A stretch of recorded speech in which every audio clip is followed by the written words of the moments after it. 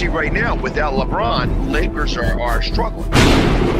Let me tell you about a team I hate, all right? I know the Dallas Cowboy fan is here, so I had to make sure he knew how much I hate this team. I'm ready. I've often said that the people who run baseball, they try very hard to ruin it. I'm from Brooklyn. I don't have a problem saying it to his face. Oh, I'm from Brooklyn. Hey, you guys any...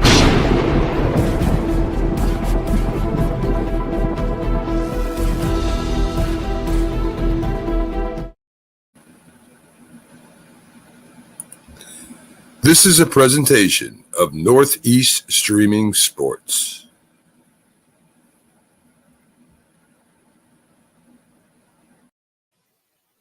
What's up, everybody?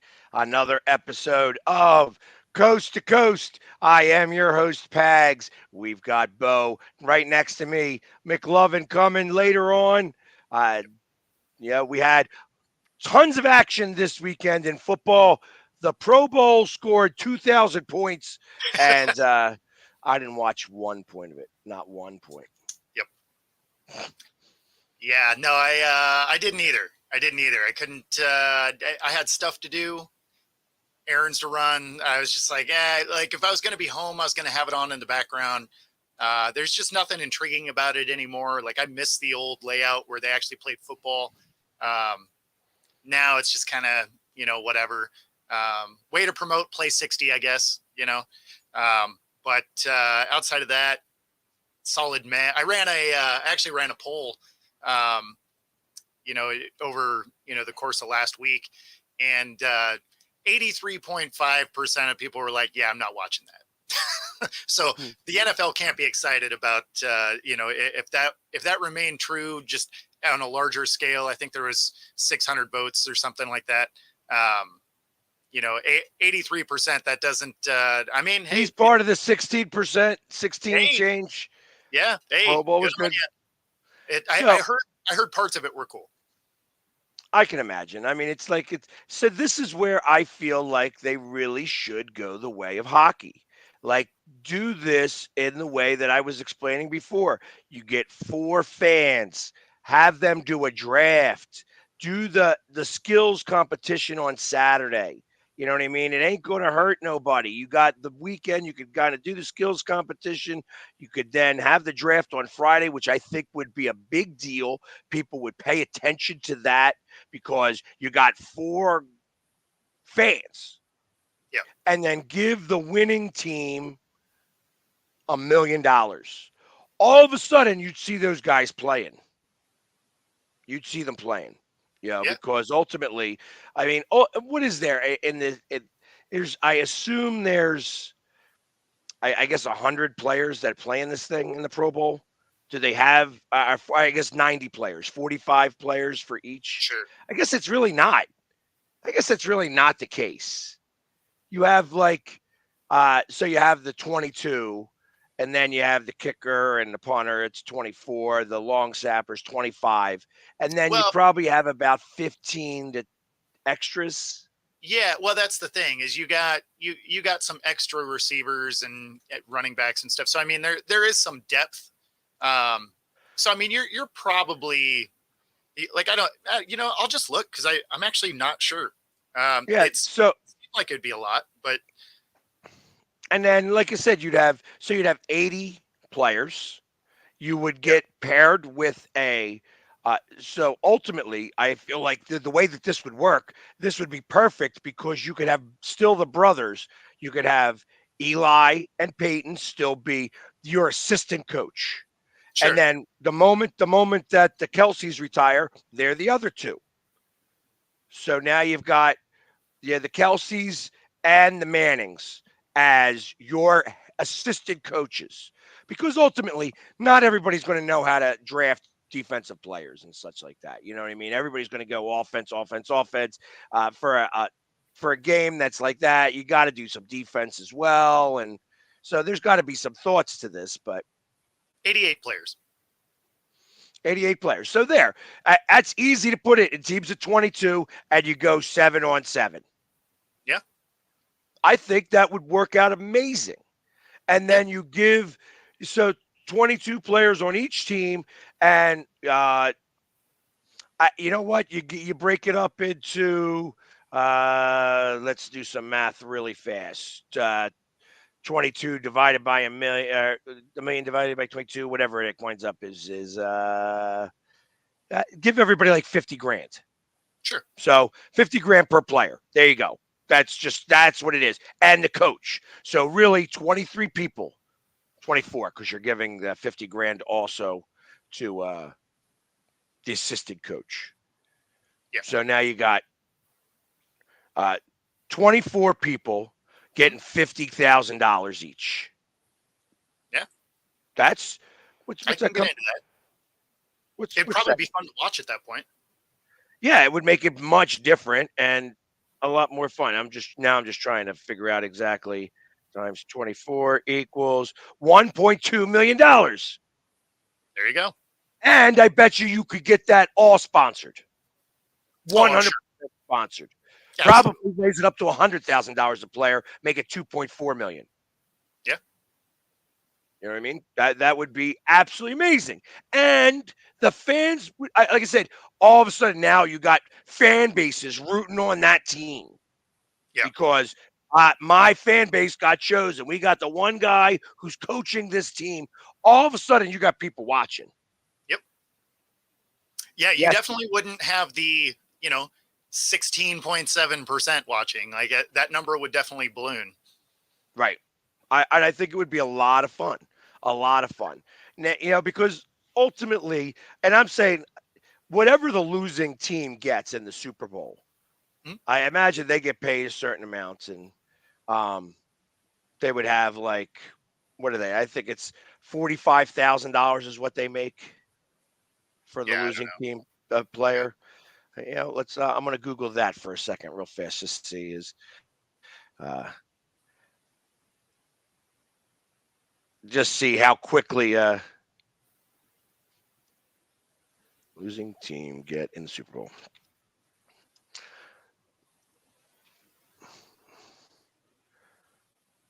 $82,000 per player.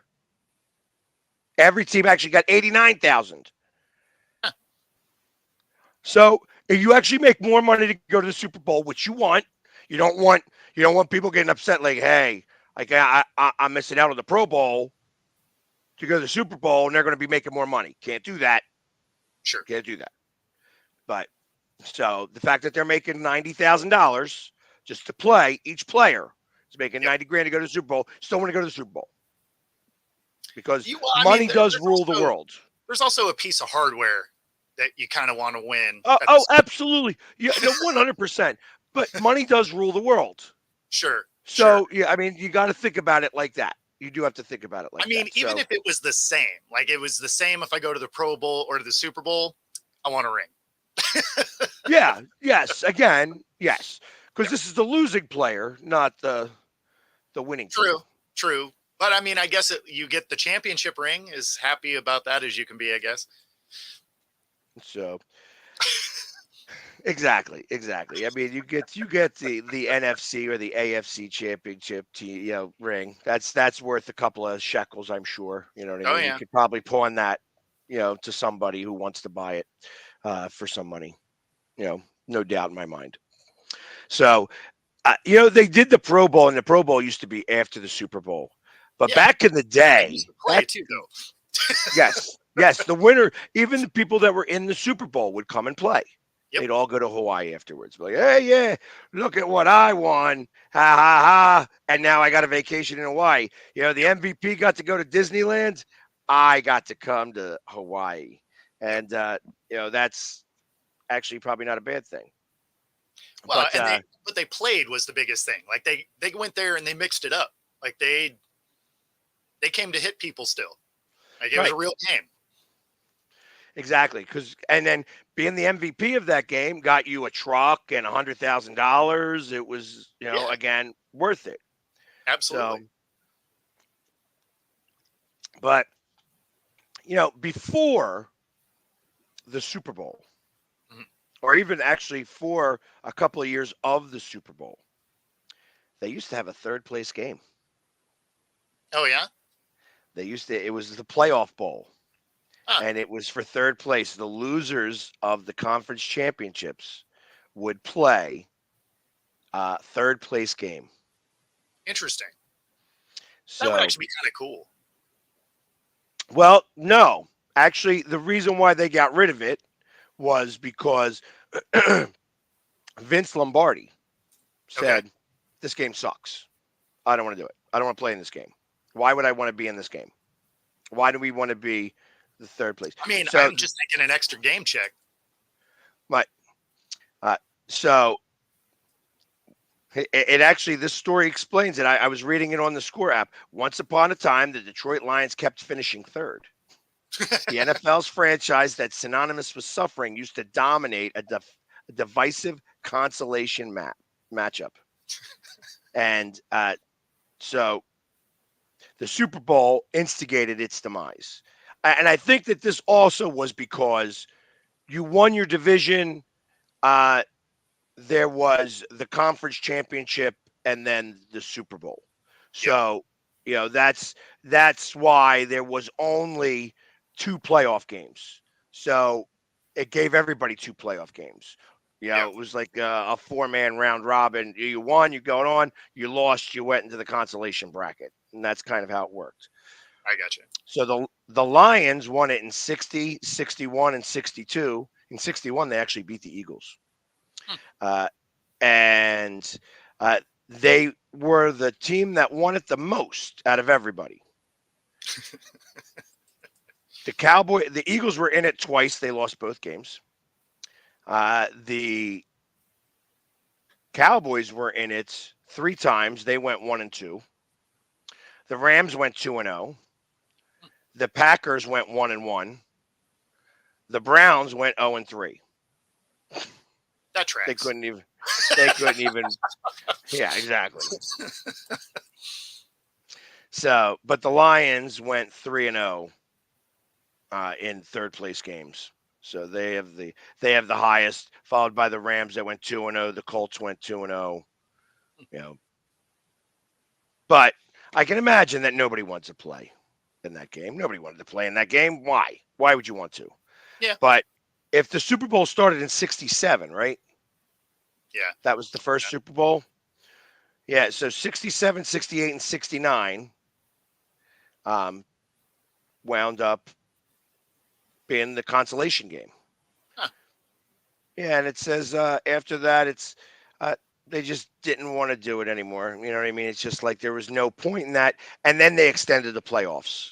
Yeah. They started including wild cards, which that's really what it came down to. It was a matter of you're now playing more games. So we don't need that consolation game. The playoffs tears that up like that. Yeah. I mean, So, that's fair. That's fair. So it Because, I funny mean, it how essentially becomes an exhibition game anyway at that point. exactly. You know what I mean? And I got to imagine there was money that was attached to that. Oh, of course. So it's always something like that. But the story is said as the forgotten third place game that NFL legends hated. Fair enough. So, other than that, I mean, obviously, like I said, the NFC did win. I think that they had a defensive stand at the very end, so it wound up being like 80-76 or something like that. That was the final score. Pretty much. Yeah, it was 60 something to 50 something. Yeah, like I said, I really believe that they should have this thing that I'm talking about. Like I really think that you would have so much more going on with that. You know what I mean? Yeah. And it would be a lot of fun. It would be a lot of fun. I think. It'd be fun. I would definitely take more interest in it. Exactly. I mean, it sounds like watching Peyton lose his mind over losing for 2 years in a row, I guess was kind of entertaining to watch. Like the reaction at the end. But yeah, I mean, there wasn't a huge call. Like, and I love football, but there just wasn't a huge call for like calling to me as far as I need to watch this game. I feel like I can spend 5 minutes watching highlights and pretty much know what happened. Yeah, Chris, I'm going to get to that. We're going to talk about that in a little bit. Uh, you always like to try to jump the gun on us. I have a system how I do this, Chris. Stop trying to jump the gun here. Yep. So, There are some funny memes about it though. oh, I can imagine. Well, and for those of you who are not on Facebook and not sure what he's said there, will Patrick Mahomes Sr. Affect the outcome of how he plays during Super Bowl week? I don't think so. I mean, No. this is the third time he's old hat at this now. So, I mean, he likes to drink and then he likes to get behind the wheel. And realistically, I got to imagine he takes care of his old man a little bit. Yo, Dad, give me a Yeah. call. I'll get you an Uber. I'll get you an Uber. I don't care Yeah. that you're going 6 states away. You know what I mean? Who cares? Yeah. Yeah. Stop it, Dad. Stop it. You're embarrassing me. Seems But crazy. I'm used to being embarrassed because I got a brother and I got a wife. So, Well, maybe that's why he's an alcoholic. So well, no, I'm talking about Junior. Yeah, Oh, Junior's used to well, being no. embarrassed. Yeah, well, but I was thinking maybe that's why the dad drinks a lot, is because of that brother and wife. But yeah, it's there we go. Bam. Uh so it's like we'll bring that up in a little while because obviously I think it will do something, but not too much. Not too much at all. You know, sticking with the Pro Bowl, I I feel that this is the NFC has won it twice in a row. Uh the AFC used to win the Pro Bowl every year, it seems. Like it was always like, yeah, nobody cared from the NFC at all, ever. And it's like, I think the last time the NFC won it was when Nick Foles was the quarterback and he wound up, winning the truck. And, Mhm. guy, I they mean, put him, they it gave him a definitely went microphone. through. It definitely went through series, right? Like the AFC would win a lot, and then the NFC would win a lot. Like it seemed to just kind of go back and forth that way. Like they'd rattle off a few wins in a row, and then it'd go to the other side. But So, yeah, we'll talk about that too. Again, everybody's got me jumping the gun here. We're talking about the Pro Bowl as much as we can. I'm trying to squeeze 20 minutes out of this, and everybody's got other things to go talk about. So, what are you talking about? The interruptions helped the 20 minutes. yeah, exactly. We get all of that. Um, yeah, but we'll get to that as well because we also got to get to the fact that Mr. Simmons was in town, and you know, my girlfriend actually was one of the ones bagging on him. And that's not true. There was a whole 16%, There was 16%. share, 16% share of 100% that were polled that actually do care about the Pro Bowl. Albeit a small number. Some of them did. Yeah, exactly. Chris is one of them. Yeah, Chris watched the whole thing. And you know what? The Eagles looked great in the Pro Bowl. I just imagine if they were in the Super Bowl. It would have been amazing. Maybe that's the problem with the Pro Bowl. It became the consolation bowl. Yeah, exactly.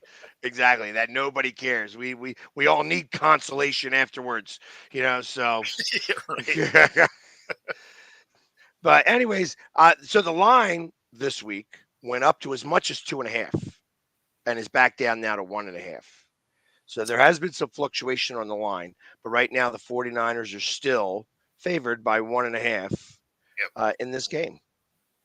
So the over has gone up. It has started to tick up. It was at 45.5 to start. It's at 47.5 now. So I think that they're thinking it's going to be, yeah, whatever. Hey, you know what? You know what we didn't see at the Pro Bowl? Any Giants. That's right, because they all stink. So maybe you should worry about your own team.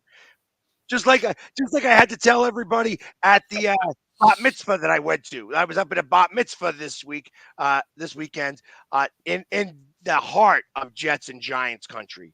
I heard more Jets chants than I even care to, and Giants fans all over the place, but big contingent of Eagles fans too, which is kind of amazing to me that there's a lot of Eagles fans. I mean, I know it's only 90 miles away.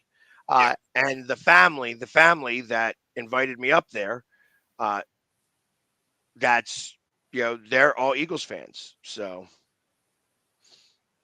that's actually, he cared very much. He just doesn't want to. He doesn't want to have to answer questions on the fact that he hates the Giants and he's leaving the team. Just for anybody else who wants to know what I'm talking about, Barkley said, "You know what? I want to play for another team. I don't want to go back to that hellhole in New York because they don't know what they're doing up there." That's exact. Those were exact words. And Mac, if you want to come on, you can come on the show. I'll send you the link. You might as well come on up here.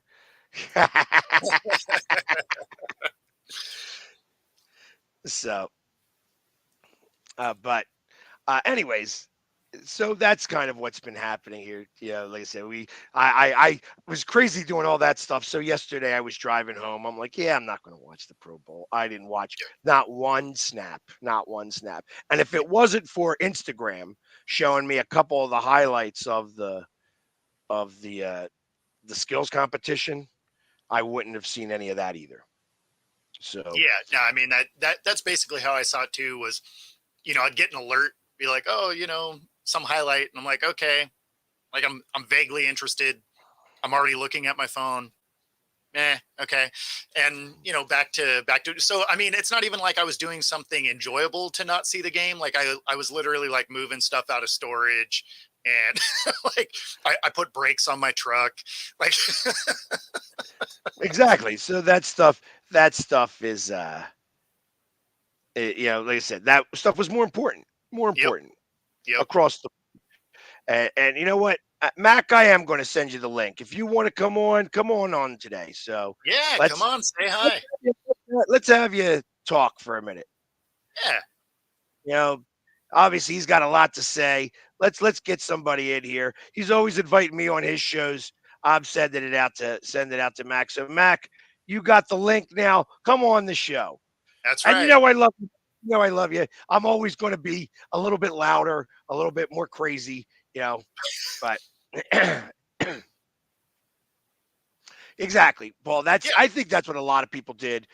for sure. I tell you, I know that downstairs, I went downstairs for a half a minute into my living room, and they had the Temple Tulane game, basketball game on as the background noise. You know what I mean? Because then the Pro Bowl was on like a TV way in the back. So that's kind of what happened. Yeah. Wasn't anything big.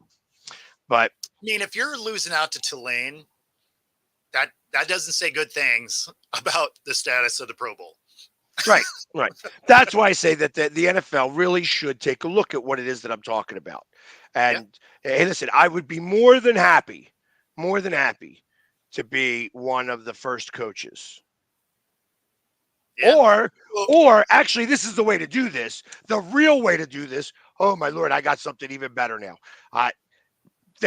Each team picks a fan of the year. They do. They select 3 fans of the year to go up for the ultimate fan of the year. sure. Pick 4. Pick Yeah, 4. And there you got your coaches. Those yeah, would be the coaches. So I mean, it it would be amazing. You're sending these 4 people over to the Pro Bowl and then sending them to the Super Bowl. It would be an amazing thing for them. for Like it sure. would just, I mean, that's what I'm talking about. Like I mean, I understand it's going to cost them a little bit more money, but listen, these are Yeah. fans. These aren't players. You don't got So to give them first class accommodations and stuff I like that. mean, the biggest thing is though, it'll cost money, but ratings are what they're buying, right? Right. It's what they care about. So if this game has the horrendous ratings that it sounds like it does, I mean, it's not like it's one of the top viewed games. Never has been.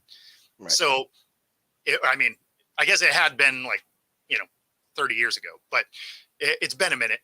So I say you spend what you're going to a couple $1,000,000, right? Which to the NFL is a drop in the bucket, right? It's a rounding error. But you could say it's not even great. Say it adds 30% to your viewership. That probably pays for itself just in advertising dollars. The 4 teams that would get picked for coaches, that fan base, if you were to grab one out of every 3 of that fan base, Sure. you're going to have a huge uptick. No, that's what I mean. Just, So, I mean, I plus there's think going to be ones that are not fans of that team that actually hate the team that was selected that wants them to fail. They're going to watch just to see if they crash and burn. right. And then now imagine, and I know that this isn't going to happen, but like if you chose like a super fan like me, and now Sure. I'm out there on the field coaching and as the Philly sports guy, that would be awesome. Sure. Imagine me going up against the Bears super fan, Yeah. or Tampa Bay's super fan. Yep. I mean, there's super fans in every market, so it's Sure. not like it that I'm the only one out there. No, But everyone that would be so amazing. All of a sudden, people would be just checking out the like, what is he wearing? You know what I mean? Like, I would go ahead.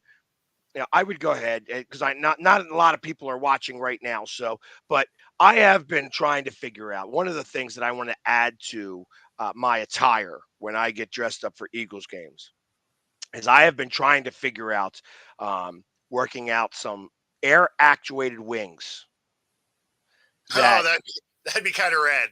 That'd be kind of rad. Pop out. that yeah. So the problem with for a few things, one, it's heavy, to You wear. never get into a game with it.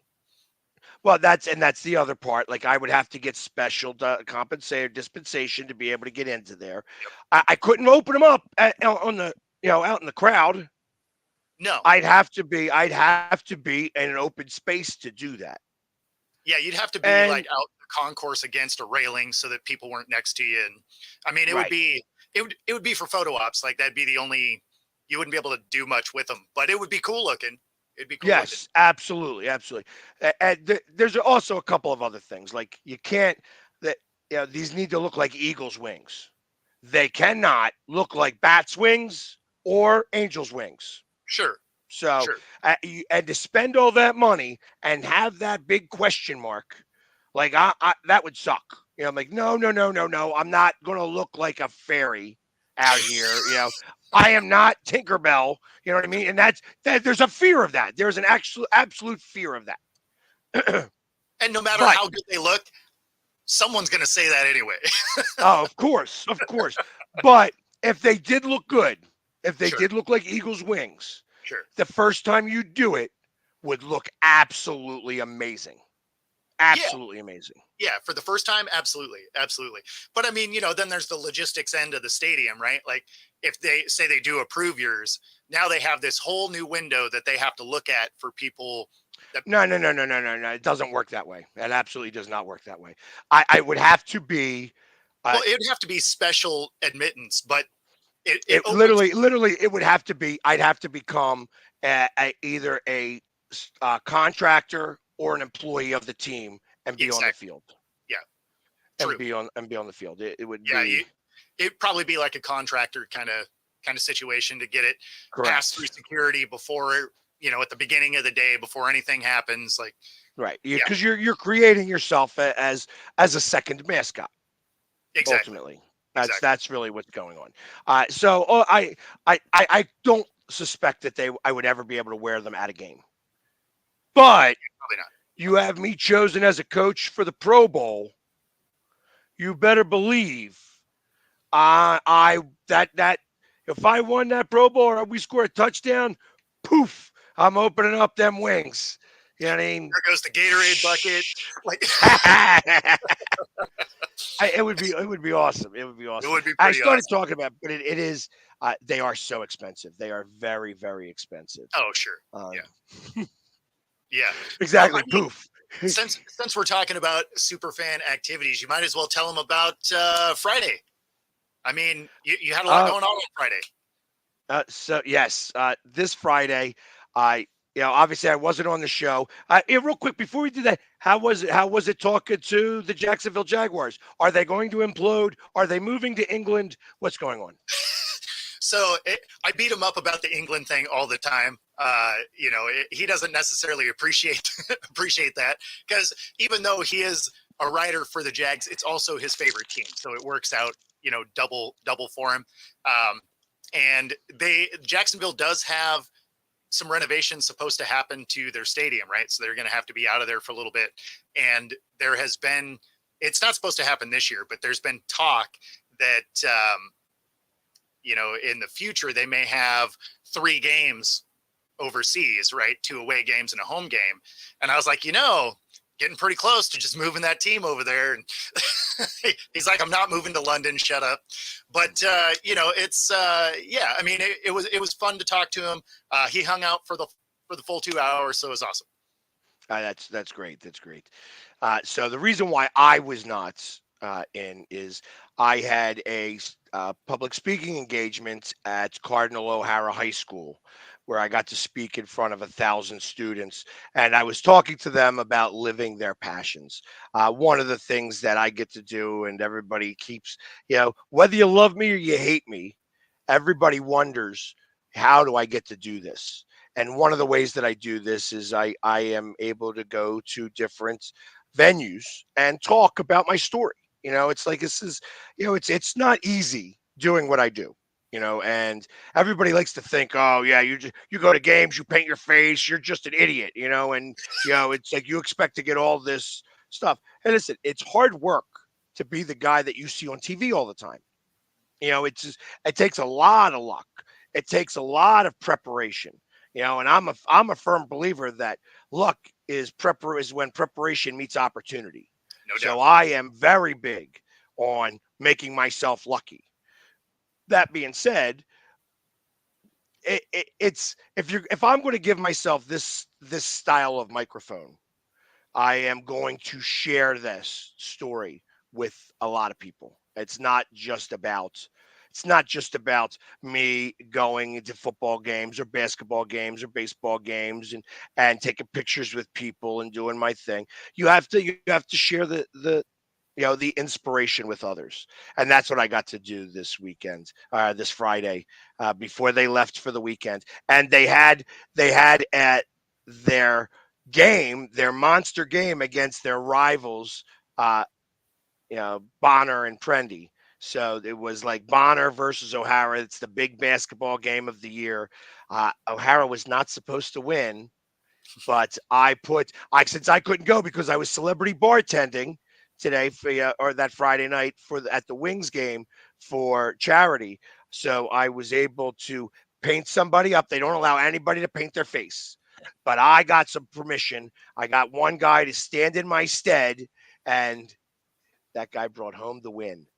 So O'Hara was an 8-point dog, wound up with a 10-point win.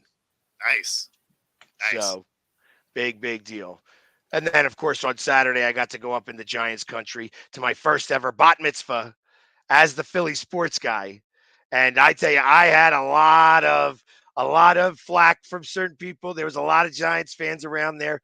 But you know what? It's fun. It was Nice. it was so much fun talking to Jets and Giants fans. And, I took my ribbon because we took 2 losses in MetLife Stadium, this year, and of course I'm going up next week again, for the hockey game. So there's a lot that is still available. And by the way, tickets are still available if you would like to come with me to the outdoor game, the Stadium Series, Flyers versus Devils. There are tickets still available. Go to phillysportstrips.com and look up Stadium Series. Nice. So even a little plug for my sponsor in the mix of this. But yeah, it was an amazing time. It's very interesting when you get to tell your story, and at one point you have 1,000 students quiet, like, and they're listening. And it was like it amazes even me. You know what I mean? Like, nothing much moves my needle one way or another. But when you sitting there and they're all looking at you and they are all listening and they're not talking amongst themselves, when you can hear the pin drop, that's like, wow. It is a very cool feeling to feel. And like I said, we were able to bring home the win. Always good to wrap it up with a dub. There's no doubt. Exactly. Yep. So I don't know if that was as exciting as finding out whether Jacksonville is going to move to London or not, but you know, Well, and it's funny to address Paul's statement here. It'd be hard for them to make the permanent move. It would, but as many times as they're playing over there now, I don't think it's a stretch for the near future, because it would be the only way it works is if they end up doing a expansion, right? Because then you'd end up putting one other team there that would be in their division, right? So you'd get to make it so that there was a couple of games, so there was a little bit less travel. But I mean, logistic wise, you could make it work. yeah, I was thinking about how that would all occur, and I figured that's how they were going to start to do it. That Jacksonville was going to be over there, like they would have 2 home games and then have the away game in Germany, or Yeah. something like that, or in Munich. Um, Berlin, who knows, and Austria even. So there's lots of different possibilities for that to occur. I think I don't think it's too far away. I wouldn't be surprised to see teams go over there for uh, different games. But the hard part would be is that you can't have them be divisional games. Those 3 games could have to be out of division. So having the 17th game over there is probably worth it. Like that's why they're coming up with this 17th game, and that's what ultimately they're going to do with the 18th thing, because you're going to see teams go over there for 2 weeks. Yeah, I mean, the Jags did it this last year, right? They had an Right. away game and a home game. And I Right. mean, obviously that makes the most amount of sense. There's a little bit less travel in that way. And so, I mean, but at the end of the day, they're adding so many of these games. What they played, a foreign game, because, Germany was in there and whatever. What they had 6 of them, I think, last season, right? And then the year before there was a few in London, there was one in Germany, there was one in Mexico City. So I mean, they're trying to splash this thing around. So it can't be that far away before they're like, hey, let's make this a permanent fixture, especially with as many times as they're playing in London at this point. Well, and not only that, like I already know that they have a game planned for Sydney, Australia. And that's in 2026. I think it's a preseason game. I don't think it's a regular season game. That would make sense. Just because So of how long it takes to get there. Like that, going to Europe isn't that bad, right? Like it's an 8-hour flight. That's not terrible, right? But as soon as you're getting Australia, it takes a minute to get there, right? So, but not only that though. I mean, think about this though. Twice as many people to bring over per team. yeah, Yeah, you're bringing over 100 players per team. Not or 90 players per team sure. rather than 45 or 52, 53 even. So I don't know. I think that there's something to be said for it, but ultimately it's going to cost a lot more money to go Oh over yeah, there. oh yeah. Um, So but that I would be think it's the Cowboys and the Rams playing a preseason game over there, from what I understand. okay. I mean, that would be kind of neat. That'd be kind of neat. I can't see it during the regular season just because you'd lose 2 days in travel. Like that would So be tough. that and Chris is asking whether they would do this for. That's a tall ask. That's a ways out. That would be well after a European division was established and they've been in the league for a while before that conversation would become a real possibility. So that, although I wouldn't rule it all the way out, would be way down the line at this point. Yeah, and I'll be honest with you, I don't know. Like, so having a European league makes it really challenging. It's just really challenging in general. Like, you can't have one division be European. because you what are you going to have 36 teams? You'd almost have to involve 8 teams over there because you'd have to have an NFC and an AFC version of that. Sure. Yeah, You know, I don't think you would jump right in that much. I think it would be an existing, an existing team like the Jags that they keep pushing over there, where, especially since their stadium is going to be a problem for a couple of years. Like you're going to get a dry run having a lot of European games with one team to see, if this thing can actually fly logistically. So they're going to get gifted that opportunity because of that stadium situation. So now I imagine their fans are going to be mad, right?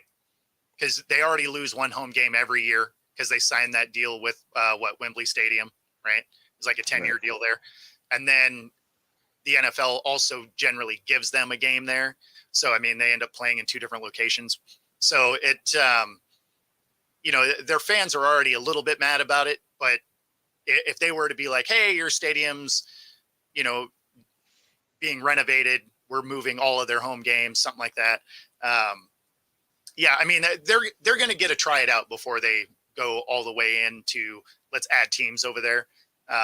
But I do think that the market over there is much better situated for the NFL expanding there than it was when the World League was a thing, right?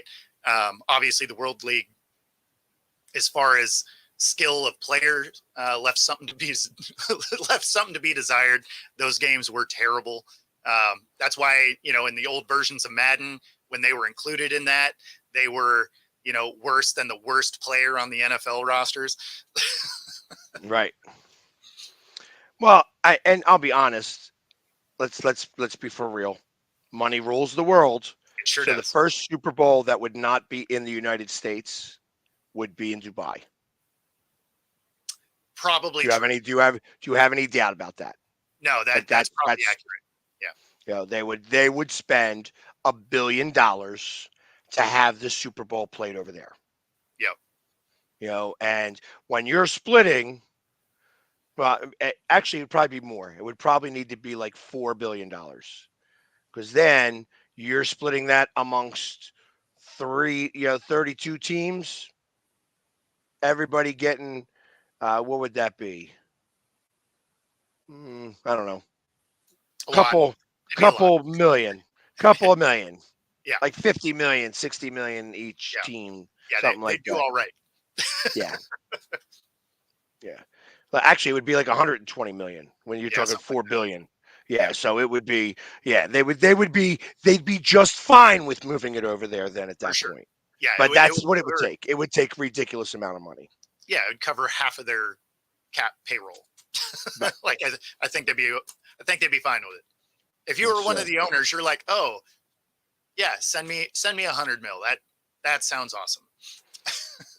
so more news to talk about really quickly before you guys, before we start to talk about other sports, because yeah, we do have to get to the basketball and stuff like that. Um, Here was one thing that I saw that really kind of struck me, that the Giants blocked the Seahawks from interviewing Kafka for the offensive coordinator's job. Yeah, it's interesting because it was a lateral move in their mind, right? So they're just like, yeah, we're not going to let you do that, which I'm okay with. Eric Bieniemy just became available, right? Washington just hired a OC and Cliff Kingsbury. So Bieniemy is out there floating around needing a job. I wouldn't, but yeah, it was interesting that they blocked the trade. It was lateral move. So yeah, I mean, I don't mind him not getting the job because I didn't like what I saw out of that offense anyway. But that's just me as a Right. fan. No, and I understand that. I and I saw something earlier today that they were looking at Steve Belichick for the defensive coordinator, but then I heard that they hired somebody else. Well, so So Steve Belichick went to the Huskies. It went to the UW Huskies. So it wasn't for the Hawks. It was for University of Washington. yeah. And so yes, Chris, you sent me something. I read it, and then I found out that Washington hired a defensive coordinator that was not Steve Belichick. So yeah, that didn't play very well. But yeah, the Commanders hire Kingsbury as offensive coordinator with Junior as defensive coordinator. That was as of 16 hours ago. So ultimately, Steve Belichick is now, you said, a Washington Husky Yep, defensive yep. coordinator. That's what I saw this morning. So Interesting. So, and, you know, the defensive coordinator for the Panthers is actually going back. He's going to return as the defensive coordinator. What's his name? Evero. He's staying with the I believe team. it. Yeah. Which is surprising since they really. We're terrible.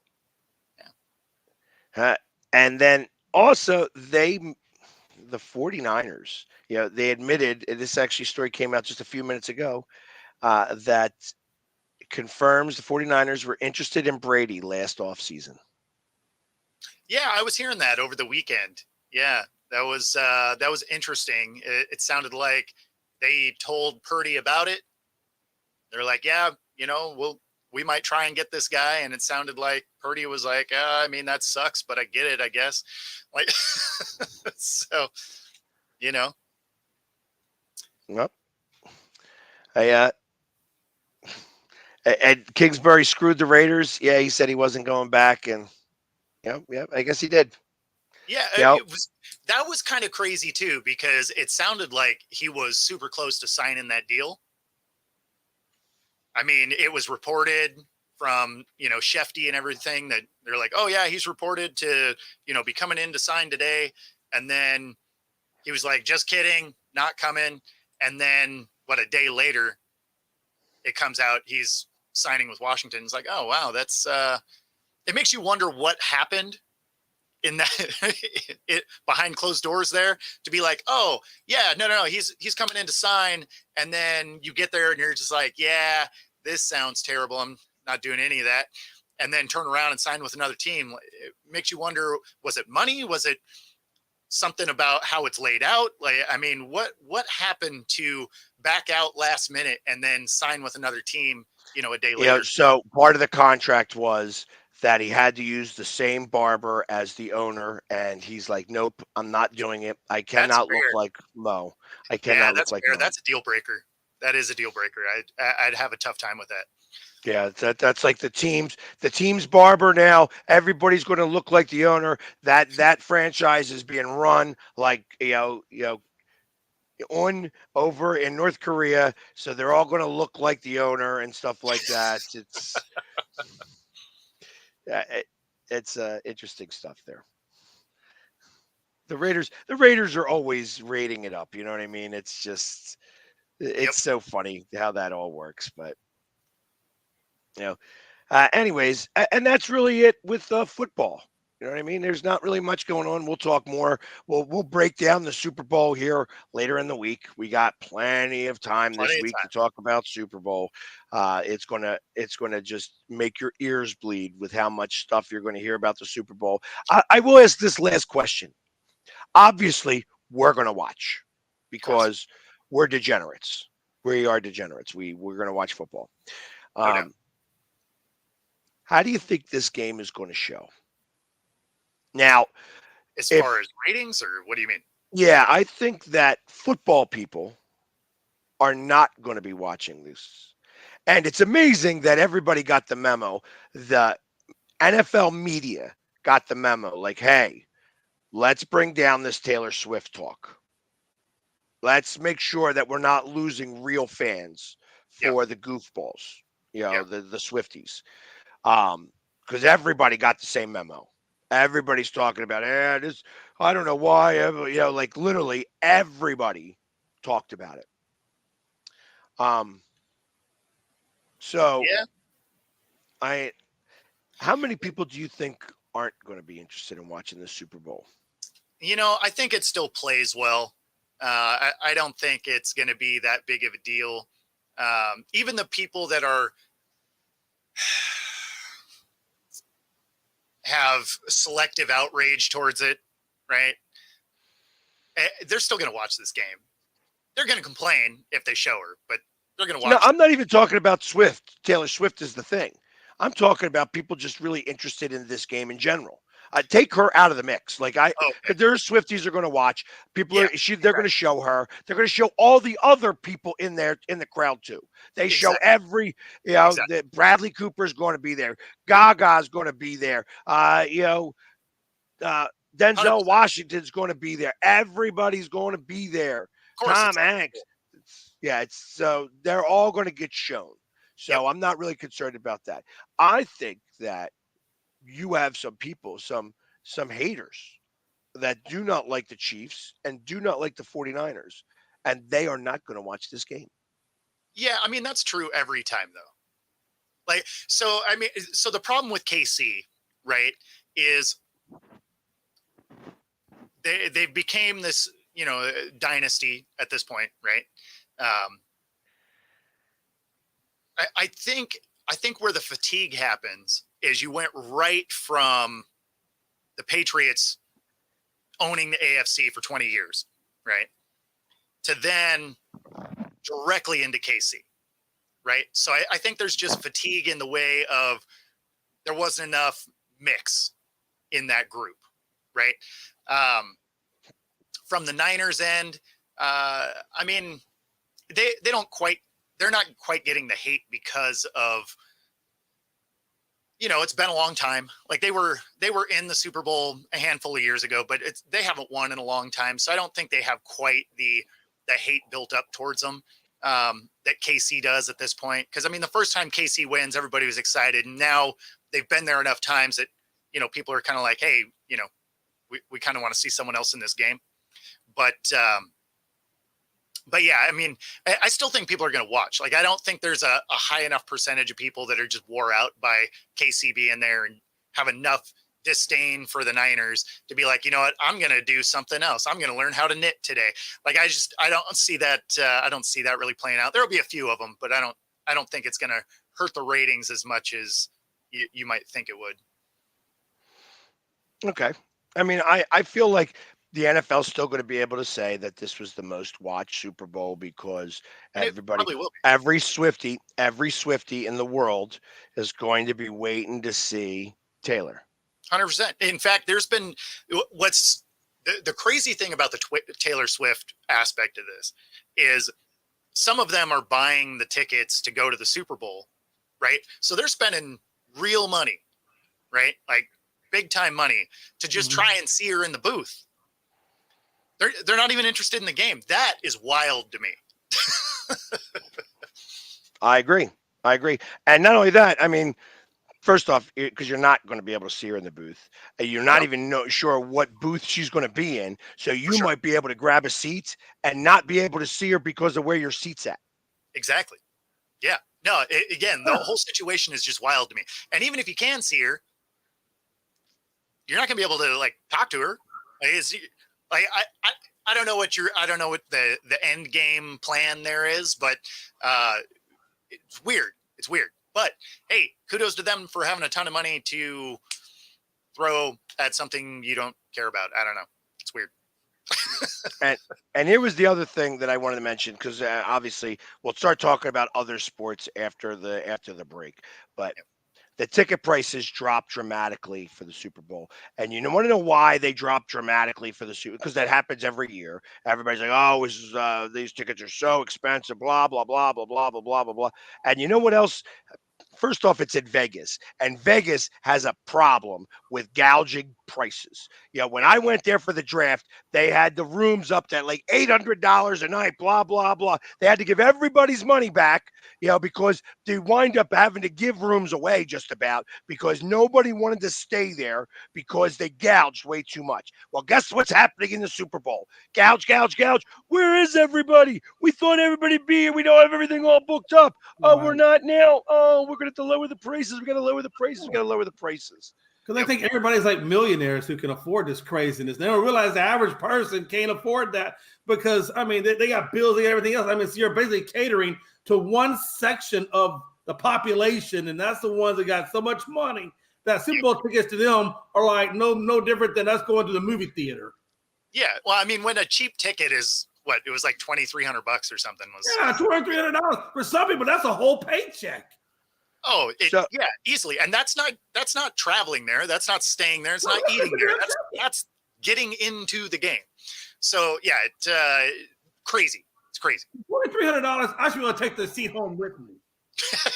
You should give it should come with a pair of wrenches and a screwdriver, and I'm taking the damn seat home with me. And I'm gonna put it right in my living room. Right?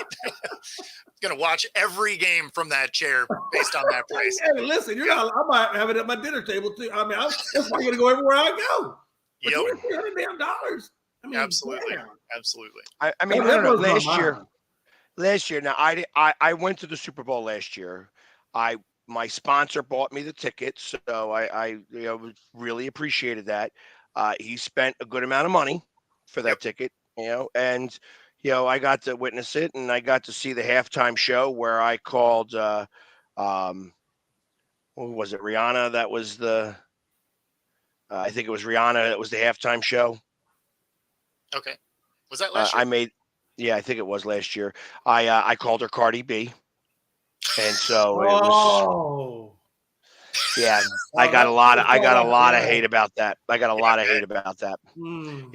It was, and if you ask the caller into Avalon Bryan, it was the reason why we lost the Super Bowl, and and also why the dark plague of the 1700s was also caused because of me.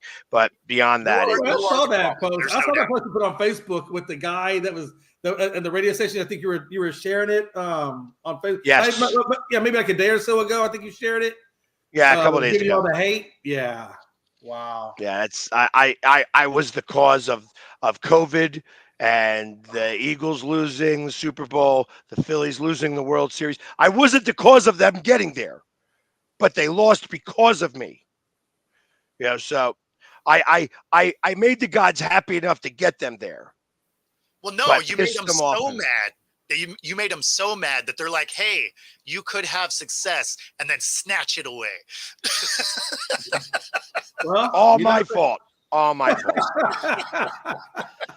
he still loved you, but he hated you because they lost. And now the illustrious illusion of Philly sports guy just didn't look so good anymore. That's called the Monday morning hangover. That's all that is. Yeah. That's the Monday morning hangover. I know. I have the power. I have the power of the one. I am the one. Call me Keanu. You're just He-Man over there. You're just He-Man. I have the power. This is the second time now I have seen Pags with a hat on. I had never seen Pags with a hat on. This is the second show now I've seen him where he's wearing a hat. Now, I don't know if that's because he has a bad hair day or what, but this is the second time I've seen him with the hat on. Oh, I'm sure it looks good. See, it looks great. but it's weird that now it was up a little too high today. I didn't want to look like I was kid and play. You know what I mean? So. Oh, that is awesome. That is awesome. But I wear hats more frequently than you know. Oh, you probably do. I just never see you with it on. You just never pay attention well enough. I understand. No, you're not paying attention. You look back at most of our shows, half the time or 2/3 of the time I'm wearing a hat. And with that, we're at the top of the hour. There you go. Shout out my wife at a couple's retreat. You never pay attention to me. You never. What you say, honey? So let me get so anyways, we are at the top of the hour. We will be back in just a few moments, and we will talk about something other than football because there are some other sports that are going on. The NHL had their All-Star game, which is a little bit more exciting than the NFL All-Star game, but not much. And there was some stuff going on. We have the NBA trade deadline coming up here in just a second. So there's some NBA talk to occur. But that 65 game rule.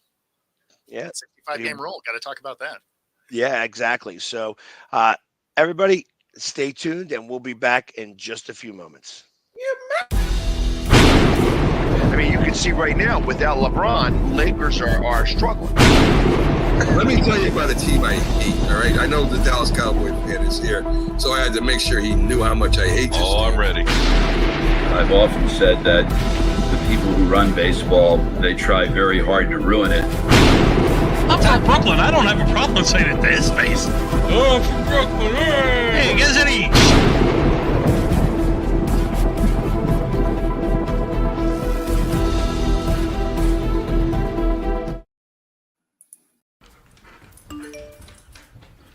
Trisha's having a sleepover tonight. Can I go? I wonder about Lucy's friends. What should I say? I know you're only 10, but one of these days a friend will offer you a drink. And alcohol at your age can lead to so many things. None of them good. So can I go to the sleepover? Lucy, I want you to promise me I something. finished my homework. Bigger promise. If there's any drinking, I want you to say, "No thanks, not my thing." Mom. I promise you, your real friends won't care. Deal? Sure. Really? I promise, Mom. They really do hear you. Did you pack your toothbrush? For tips on how to start the talk, visit underagedrinking.samhsa.gov, a public service message from the Substance Abuse and Mental Health Services Administration. Supporting the needs of our veterans. That's the goal of all of us at Team AmVets. Like Mitch, Carlos, and Kevin from our Welcome Home team that brings furniture to our vets. We are Team AmVets. Or Linda from our thrift stores who brings you great bargains every day. I am Team AmVets. And John, who picks up your thrift store donations that support California veterans programs. I am Team AmVets. Visit our website or a Team AmVets thrift store to donate or shop today. Join the team! This is a presentation of Northeast Streaming Sports.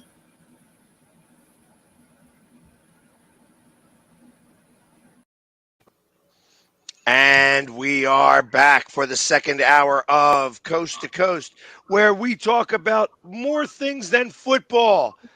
Sometimes we talk about basketball and injuries.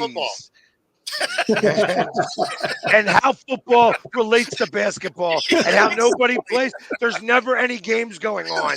Why? When the Super Bowl is on, because nobody wants to be able to play. Even the other athletes want to watch the Super Bowl. So, hey, real quick, did y'all talk about Jay Harbaugh getting the special teams coordinator spot over there in Seattle? I don't know if y'all mentioned that, but I was just curious to get Bo's reaction on Jim Harbaugh's son being your special teams coordinator. Oh, I actually didn't hear that.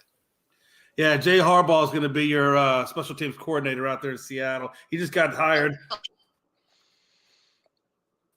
how about that? That's good to know. The Harbaugh. Yeah, I knew we got a new assistant coach, but yeah, I didn't see that one. So that's pretty cool. I'll have to check that out. That literally just came out.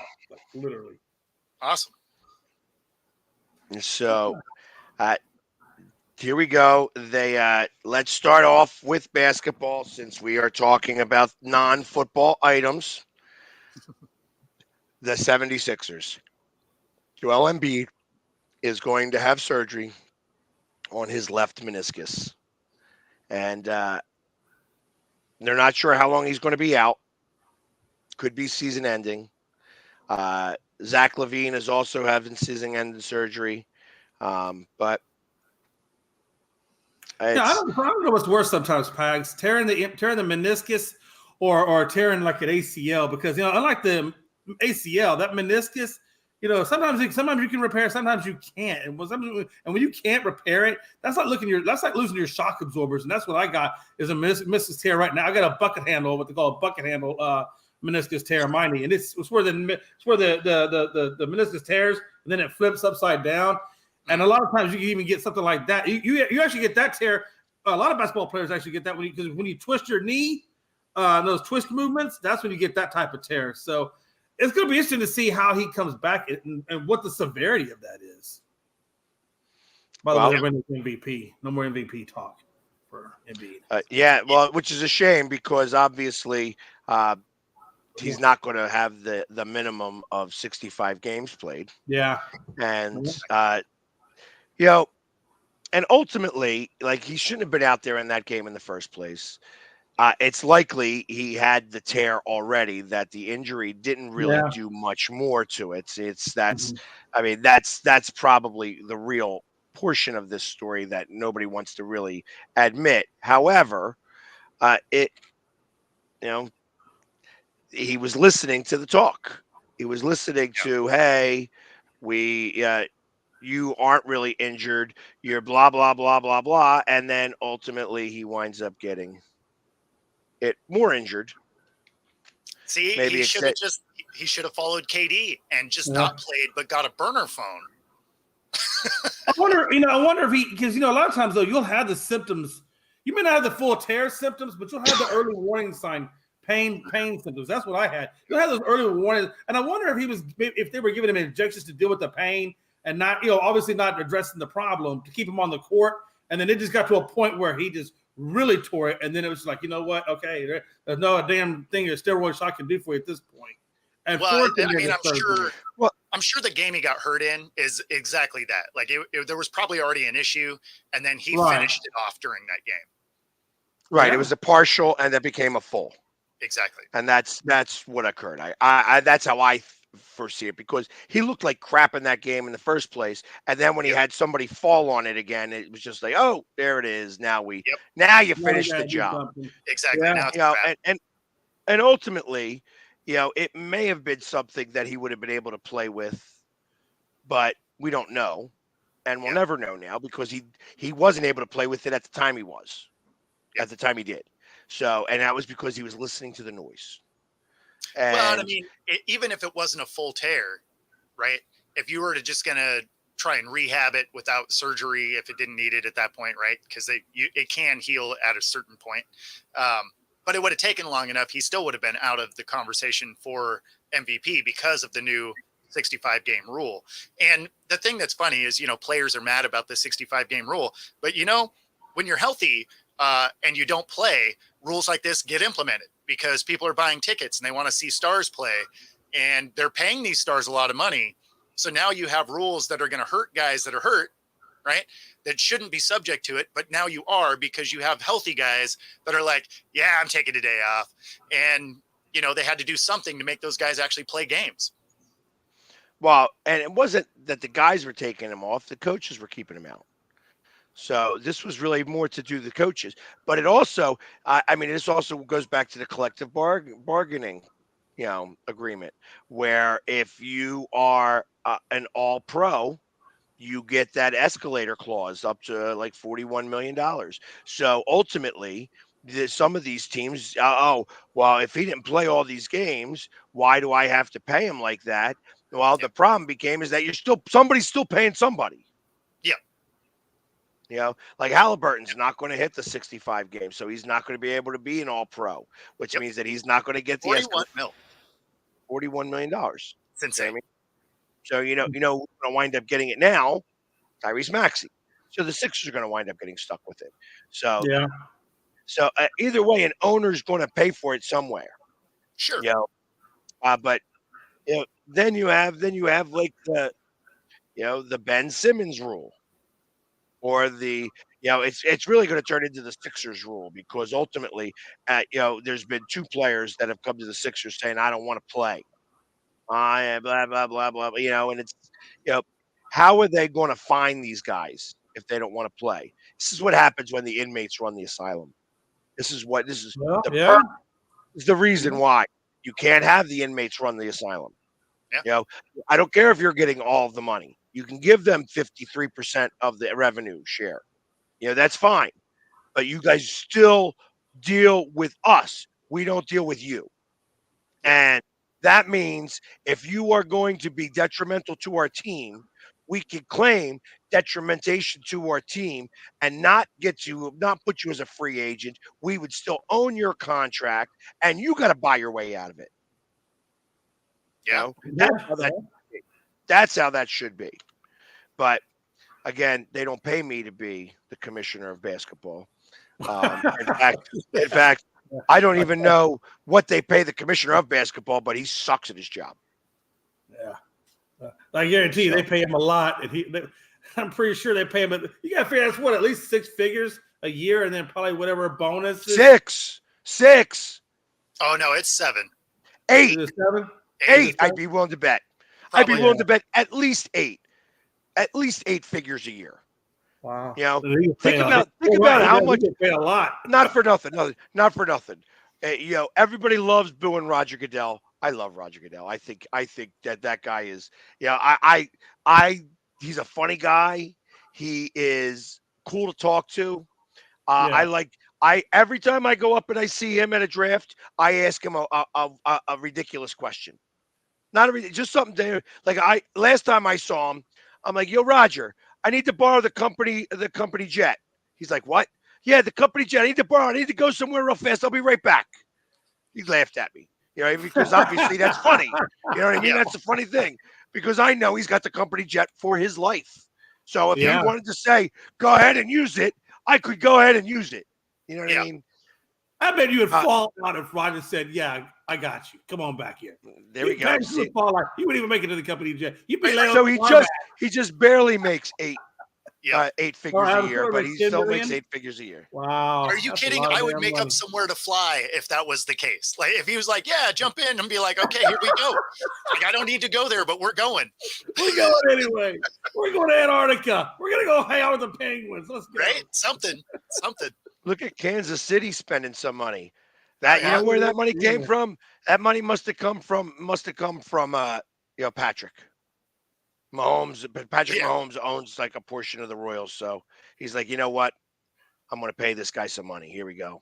Yeah, we'll make it back. We'll make it back on ads. I'm going to start putting him in my State Farm commercials. Yeah, pretty much. That's what that told me. That's what that told me. So, but yeah, Embiid's going to be out. I think he's going to be out for probably 8 to 10 weeks. Oh yeah, at the very least. Yeah. At the very least. Well, that's the minimum. That's the minimum recovery time for it. Doesn't mean I just want to at a higher. Obviously, it's an athlete, so at a higher level, what is it looking like? Because you can't just that's for the average human being, 8 to 10 to be fully, and Embiid has injury prone stuff. So how effective is he really going to be coming back after that? I just wonder, is he going to be jeopardize future stuff down the road, trying to come back too early? I mean, they're high-level athletes, so they usually recover. Well, you're right. They are. Yeah, well, they recover a little faster typically. But that being said, he is a little bit injury-prone, so would you trust him to come back early? I don't think I would. What's that stuff they do now where they can put platelets or some kind of blood plate where they can put it into your knee and it helps you stem cells. recovery? Stem cells. You got to imagine they're probably doing that with them. Sure. Yeah, of course. Well, you're not allowed to do that in the United States, so he would have to go out of the country to do that. Oh, that's not. Oh, that's right. You're right. That's not allowed. Yeah, you'd have to go to Costa Rica. Fly down to Mexico and get it done. Like it's not Costa Rica. Yeah. Trust me, for those guys, it's not Costa Rica. Exactly. Yeah. I mean, you're a 5-6 hour flight. Like, does it affect you in the league? Because you can also get steroids down there. I mean, would they say that's no, they test for those. No. They and they test for those in a way that, like, if you took them now, you went through a cycle now. Yeah. It would still pop. So you're not going to be able to do that like that.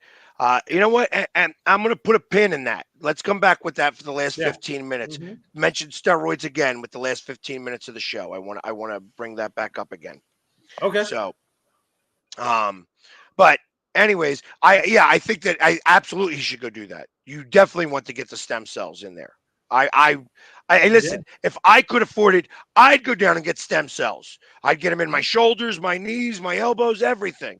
Like that stuff makes you cost. You get stem cells put in your body. What do you think the cost of something like that would be? $8,000. $8 grand? Yeah, I know somebody who did injection. Per injection. Yes. And you're there for 3 days. You get monitored for 3 days. You're in Costa Rica, so it's not so bad. You know what I mean? Yep. You could go do an ayahuasca retreat if you'd like it and stuff like that. So you can do all those different things. But it's $8,000 per injection. And usually the doctors want another doctor to sign off on it. So you have to have your doctor here say, okay, I know that you got the money, so we're going to send you down to the doctor there. But I've known a couple people that have done it, and they said the one guy, he's like, I got it for my shoulder, and he's like, 2 days later, the pain in my shoulder was gone, and I said I want to do the other shoulder. Doc says, well, you got to go back. He's like, listen, I'm here now. I got the money now. You do it now. Yeah. Okay. Yeah, because it's not like medicine back here. You know what I mean? It's no, they're money, like, money influences all. Yeah. Money influences all as soon as you leave the country. Listen, I'm in the back of an alley. The dude's got the stuff in a syringe. Just sign off on the crap. That's right. Just do it. Just do it. No, well, that's what I'm saying. Like once the doctor already has, because the doctor's going to do a checkup on you there too. And these are not third world doctors. You know what I mean? Let's be for real. This is it is. So It this is real stuff. Yeah, this is real money, real stuff. So I would not be surprised that he goes down there and gets the stem cell stuff. I'd actually be surprised if he didn't. I'd be surprised if he didn't, because it does help healing tremendously. Oh yeah, you know he's. I mean, and then plus you have like the cryogenic centers and stuff like that down there. Like you're going into a retreat area where you are getting the utmost care. And like it could be $25,000 a week, but guess what?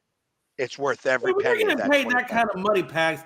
That ain't nothing to those guys. I mean, and really and truthfully, you can almost damn near write it off on your taxes, quote unquote. I'm being silly there, but you can write it on your taxes because it's a quote unquote job related thing. Like you write off your boots, your sneakers on your taxes. Not able to do it like that. No, it doesn't qualify like that because it would fall under healthcare.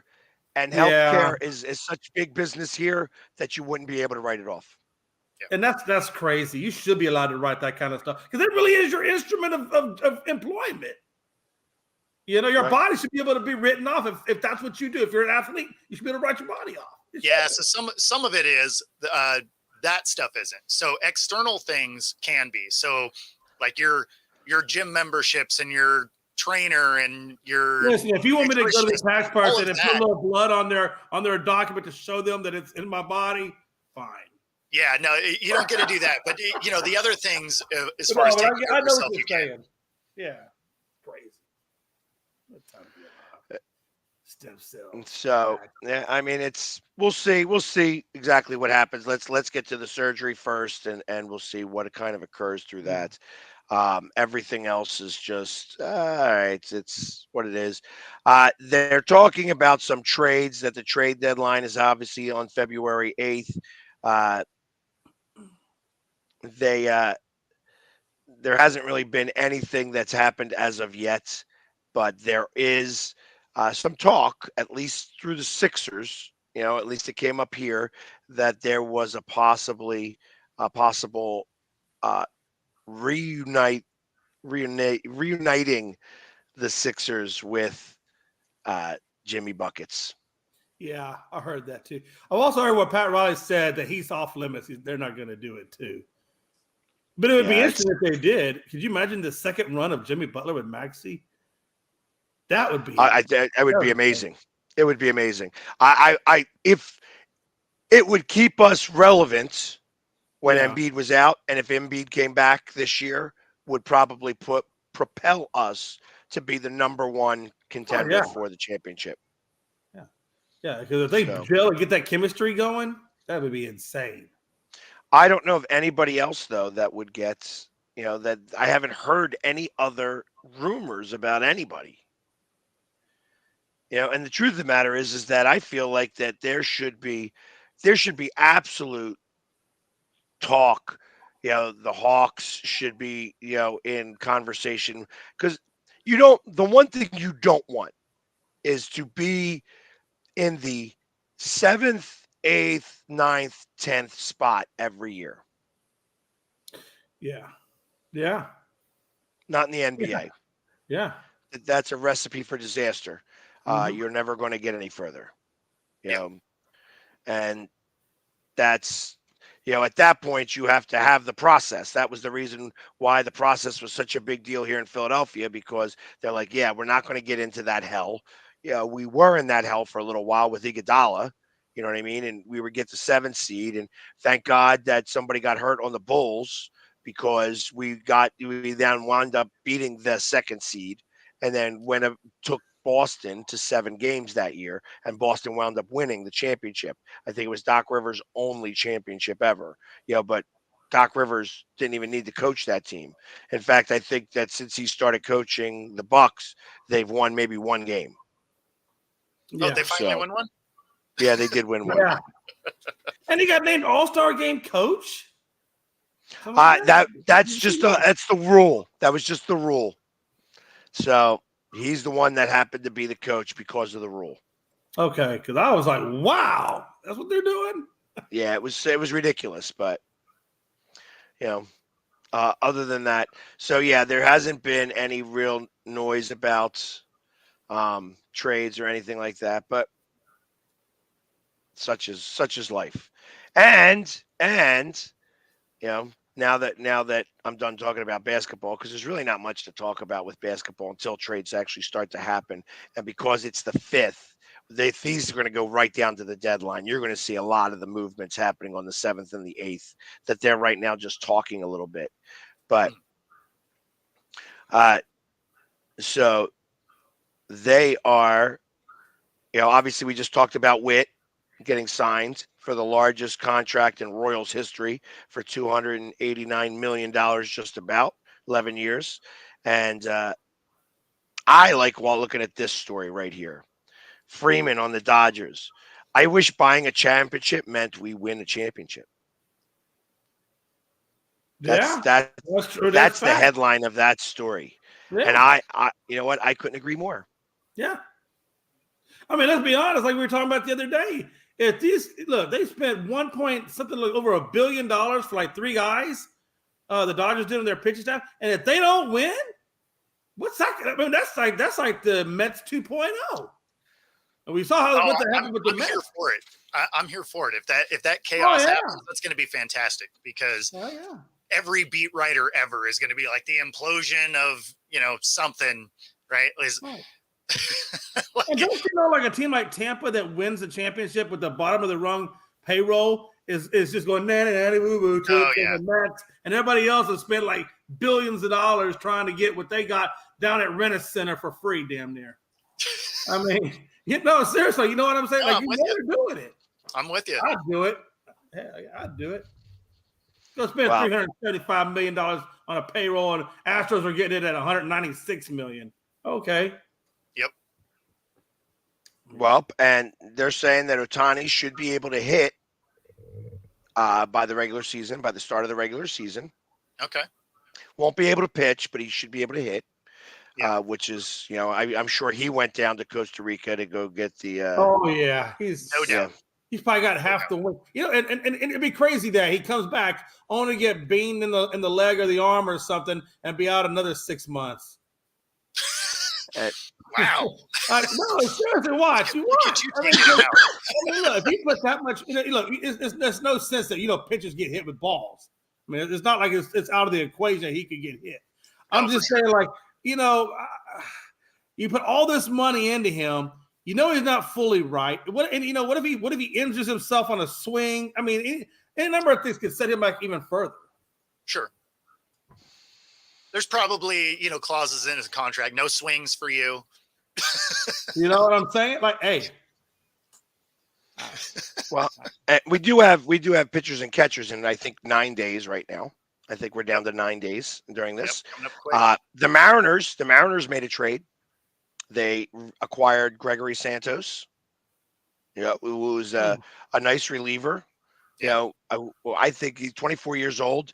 He had a 2-2 record, 66 strikeouts in 66 1/3 innings at a 3.39 ERA.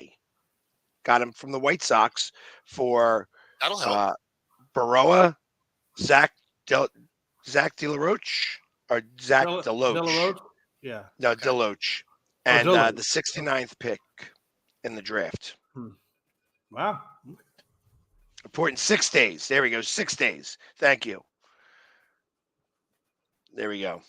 So, and I will be down there for a little bit of this. You will get to see me talk about this live. I will be going to some of these games live. So while I'm down there, it might be a little tough for me to have some of these conversations as I will be painted in Phillies gear in March. So we will get to broadcast live some of these preseason games a little bit. Awesome. Yeah. Nice. Pags and But pinstripes. hey, listen, I do it all baseball season, except when I go into on Thursdays where I get the Smurf look. Oh So, yeah. So, but anyways, you know what? While we got a half hour, I asked you guys to re-mention something to me about the steroids, and I want to know your opinion that they are starting a league where you're not going to be tested for steroids. Oh, that's going to be amazing. You're going to see some of the old American gladiators out there with a bat. Well, it's not going to be 22-inch arms. Right. I think it's going to be Olympic style. So I'm not exactly sure what sports they are. But you're going to see races. You're going to see, but you are going to see these. I thought They're not specifically. No, this is a league, and I don't know much about the league, but it's definitely. Let me pull it up here and Google because that's kind of. I mean, it'd be interesting. I'll give it that. Like I'd tune in. Probably do an erectile dysfunction commercial because the testicles shrink when you do steroids. I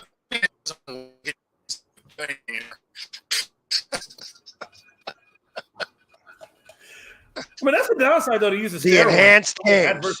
The enhanced games. The enhanced. Oh, Lord. Right. That's what it's called. The enhanced. I'm not mad games. at it. That sounds hilarious. It does sound hilarious. So I don't know. Let's see if they show what sports are going to be. What sports will be in the enhanced games? See if we can find out what is in here. Track and field, aquatics, gymnastics, combat sports, and weightlifting. Ooh, combat sports with a bunch of roided out guys. This is going to be amazing. Get off the bench, Jerry! You're up!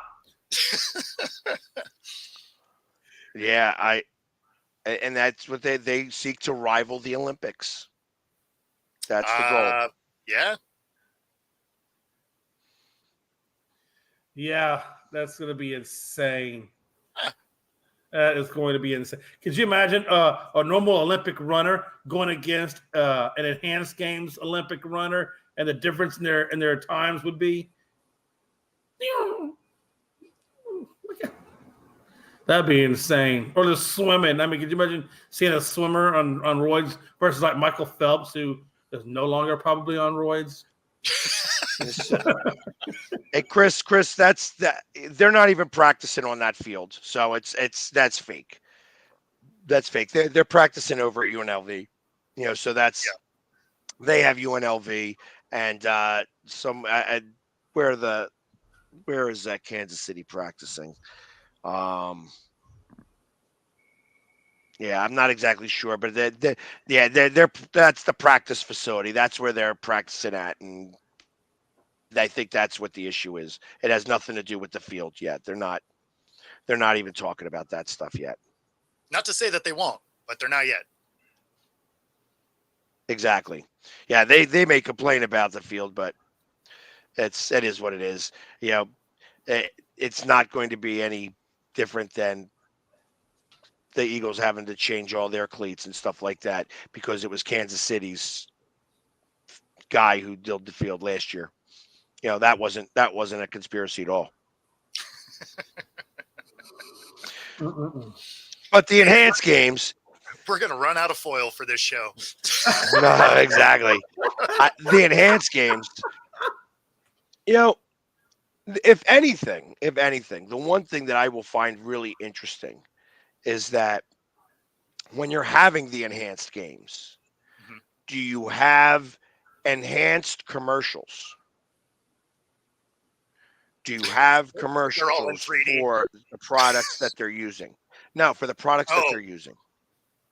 Well, I mean, I guess that depends on, because if they're going to go get, steroid injections and stuff, I would imagine a bunch of that is probably not in the US because, a lot of that stuff isn't legal here.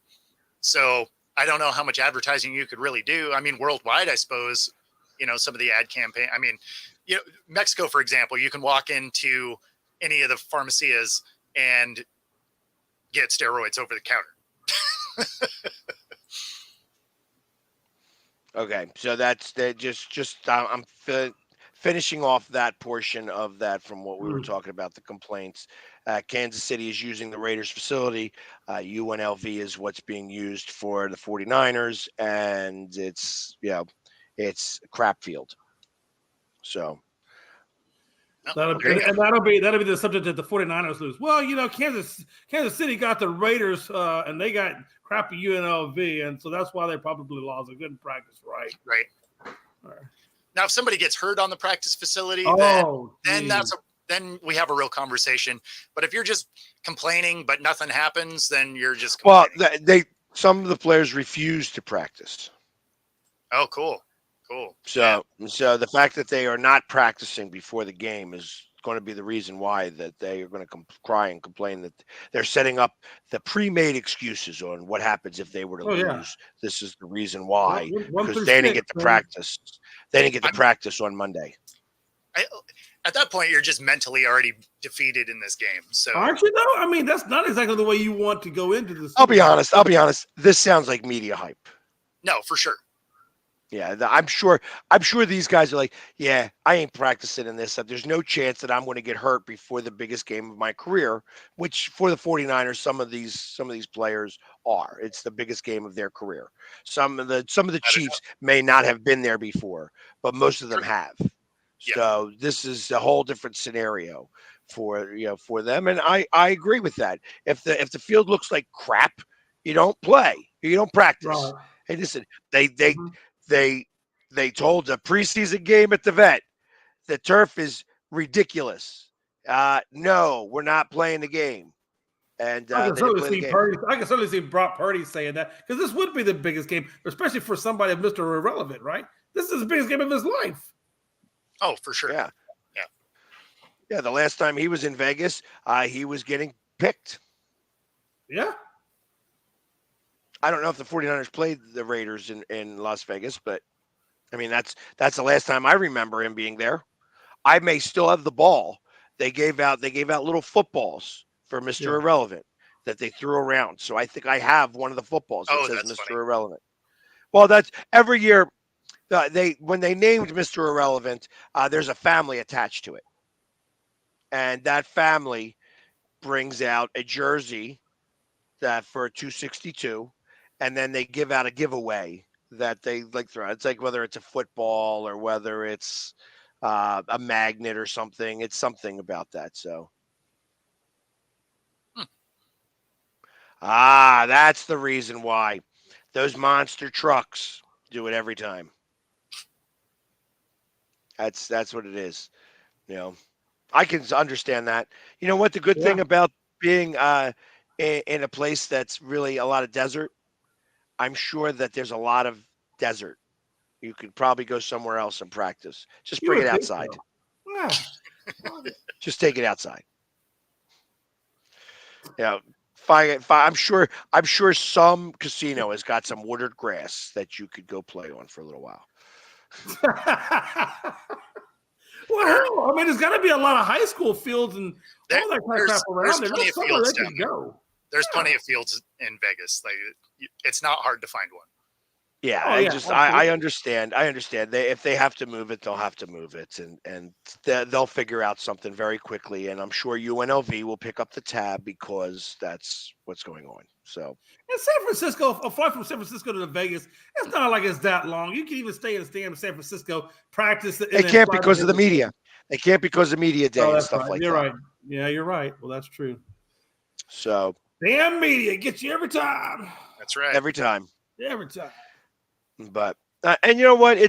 There's a certain fanfare that comes with being at the Super Bowl. I mean, I was out there last year for the full week, and I had a great time going to all the different events and seeing all the different things and all the different parties. I got to imagine the parties this year will be much more uh, eccentric Yeah. than there Oh yeah. was than Oh there yeah. was last year. I went to the Shack party last year, which was really cool. You know what I mean? It was okay. I mean, it was cool, but it wasn't anything super spectacular. It Sure. was cool. You know what I mean? Right. Um, Yeah, I I think this wasn't time going to go around to the it's Gronk Vegas. party. I Yeah, I get wasn't going to go to the Gronk party because the Gronk party was too far away from where I was staying at. Um, Went to go have dinner at a couple places and you ran into different people and such. It really is a big deal because the NFL players go to this game. Ex players go to this game. You know, I sat next to Malcolm Jenkins, and in Oh, fact, that's he pretty wanted to take a cool. picture with me. Ah, You know, I'm like, listen, if you're going to take a picture with me, I'm definitely taking a picture with you too. Yeah, Yes. exactly. But that's so it's there's a lot of fanfare that gets involved with this. It's not so you have to kind of be in the moment. You have to do the media day, of course. You're going to be stuck like because the players they have media row where the players go walk through and they talk to all the radio stations and stuff like that. It's you have to be made available, you know, except unless if you're Marshawn Lynch, and then you just say, "I'm here so I don't get fined. Yep. I'm here so I don't get fined. I'm I here mean, so I don't get fined." They with did a corner bag of him in one Skittles. spot, and he's like, "About that business." So he deviated a little bit. But you're So, right, yeah. But but put hey, red that's ropes around his Lamborghini, be all good.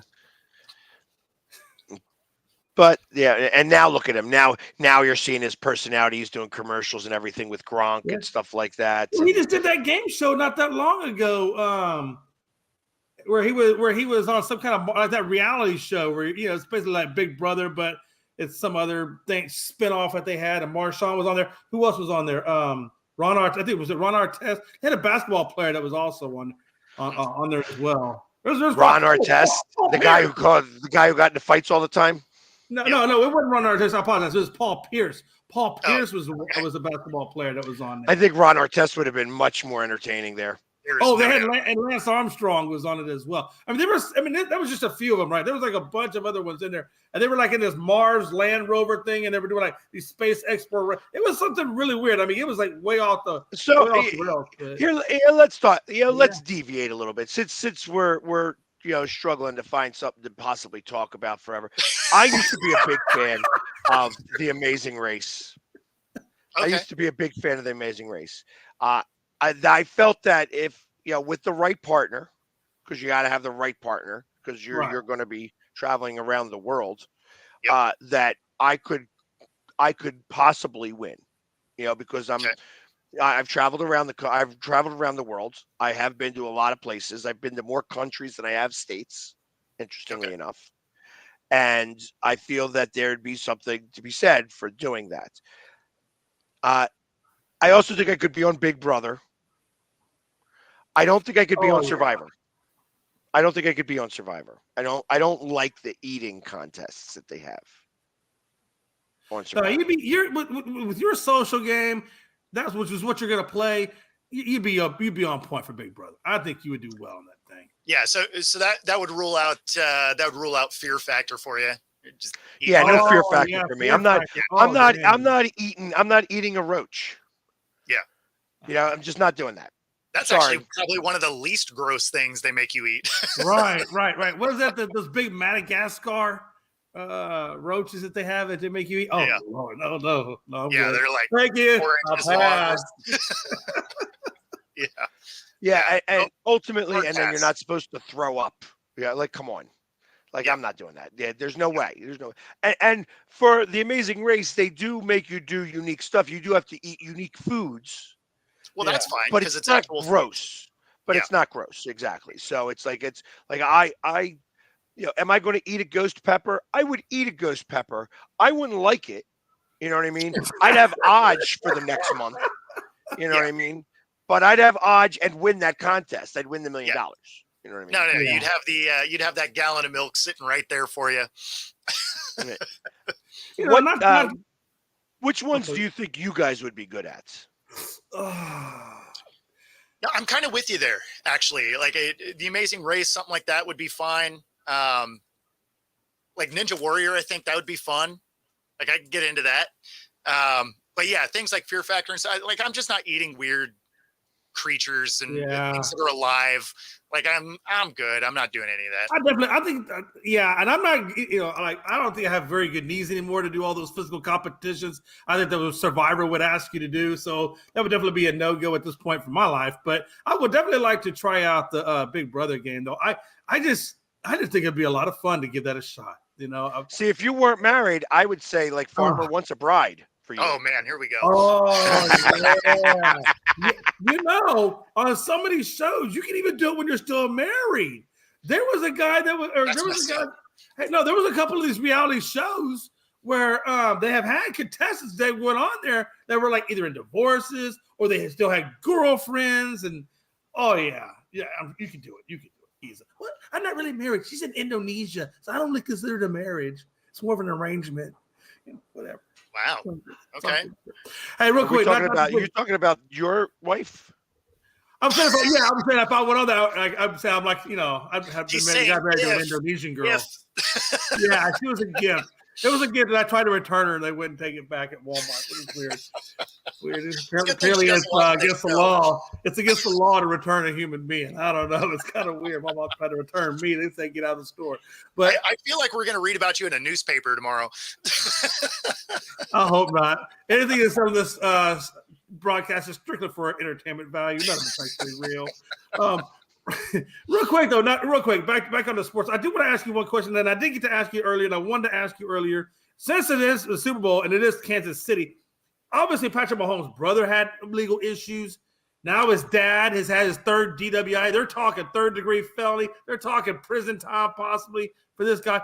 Do you think, number one, is it just weird that Patrick Mahomes' family is all doing this corrupt craziness except him? And number two, do you think any of this will have a bearing on him whatsoever in the Super Bowl?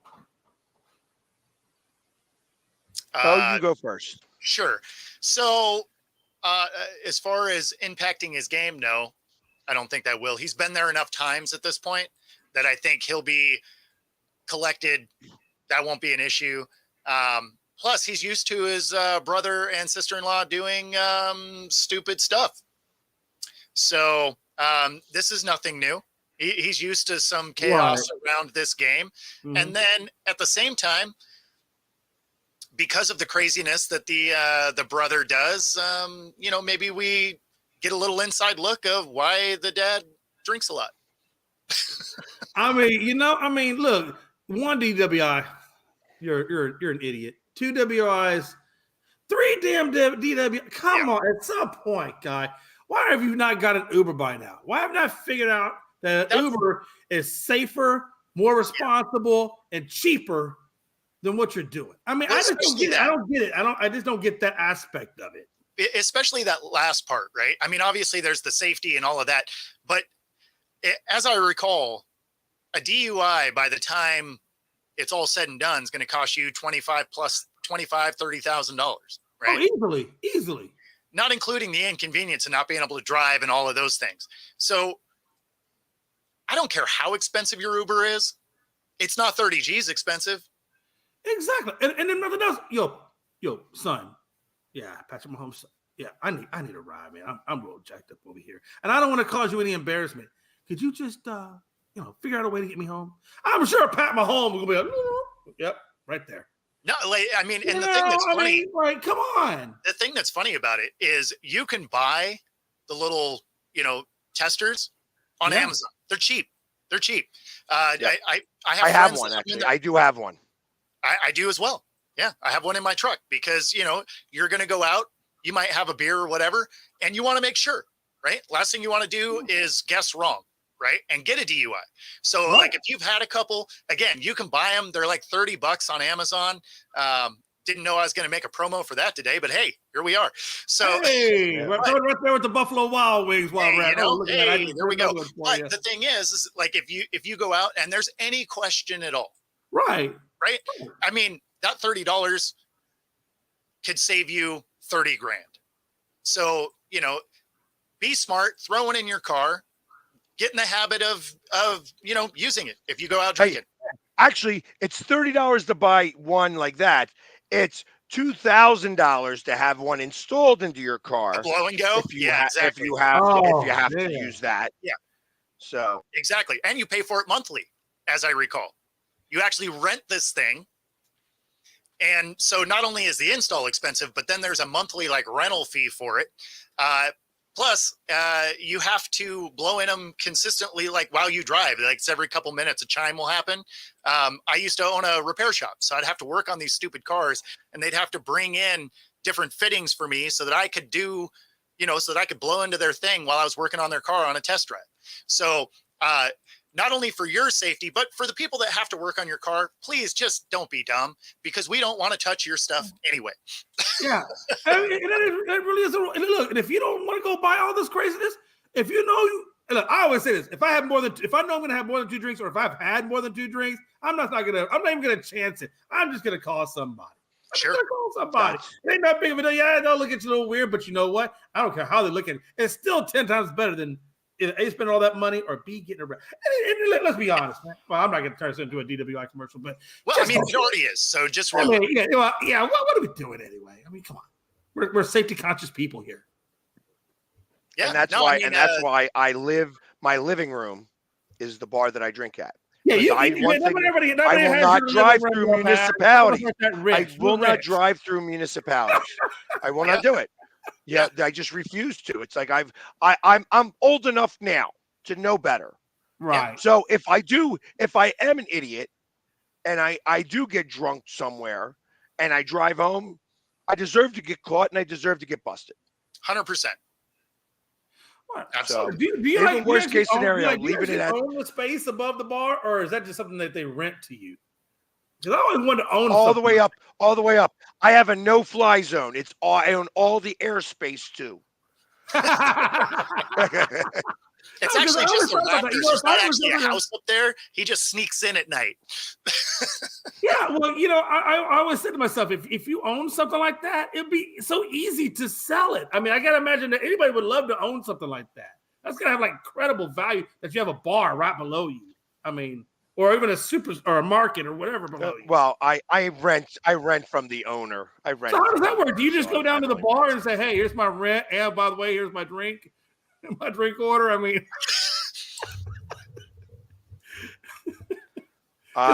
doesn't the bar own the building? Does the bar own the building? I would imagine, right? Yes. Yeah. This is a third generation bar. This is a third generation bar. Awesome. So that's all. Pay your bar tab and your rent tab all at the same spot. I don't. Yeah, that you don't set up tabs when your living room's a bar. You pay cash on the go. Well, yeah, you pay cash. I would imagine. Do they give you a rental discount since you come there? Yeah, I used to live across the street from a bar, and I used to do that where me and my buddy, we had a business together, and we would set up a monthly tab. And they would bring us, at the end of the month, they would bring us a bottle of tequila and the tab. Oh, that's awesome.